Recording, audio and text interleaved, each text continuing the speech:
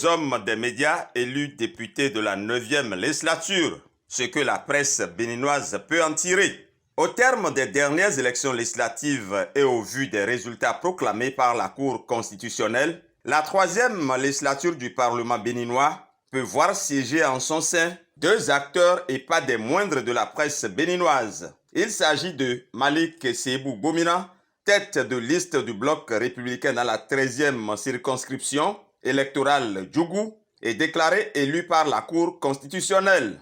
L'actuel maire de Djougou a donc désormais le choix entre siéger au Parlement et poursuivre son mandat d'élu communal et de maire de la commune de Djougou.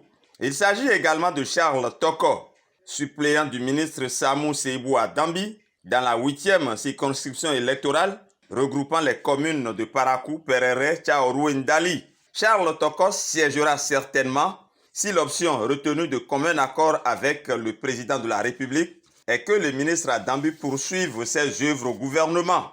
Le chroniqueur ne s'attardera que sur ces deux véritables cas qui sont d'authentiques journalistes ayant beaucoup exercé avant de se consacrer davantage à leur rôle de promoteur et de patron des médias. Aucun professionnel des médias ne peut donc dénier à Malick Gomina et à Charles Toko la qualité de journaliste émérite. Mais les deux hommes, après avoir longtemps exercé, selon les cas, ont été des promoteurs ou patrons de plusieurs organes et de différentes catégories. Charles Toko pour le matinal, Océan FM, Océan TV, j'en passe.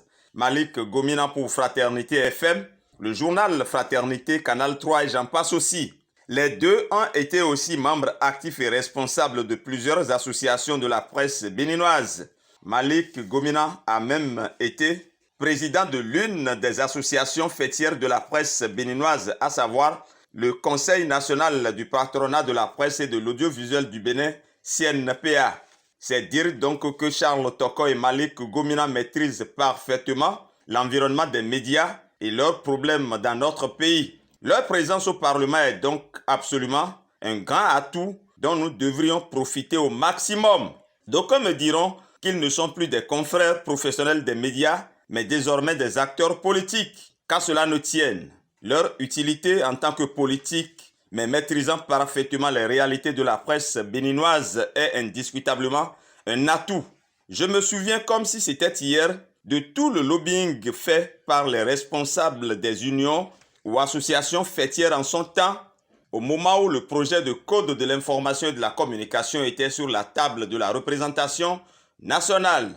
La présence de ces deux géants de la presse aurait pu faciliter les contacts et ils auraient également mis en branle leur réseau politique, leur réseau d'amis au service des causes de la presse nationale. Au moment où certains acteurs des médias évoquent à tort ou à raison l'idée d'une révision du code du numérique, qui d'autre que ces deux peuvent vous porter et défendre un pareil dossier en faisant du lobbying auprès de leurs collègues députés? De plus, les réformes suscitées et souhaitées par le président de la République peuvent nécessiter des initiatives législatives pour rendre certaines de ces réformes applicables.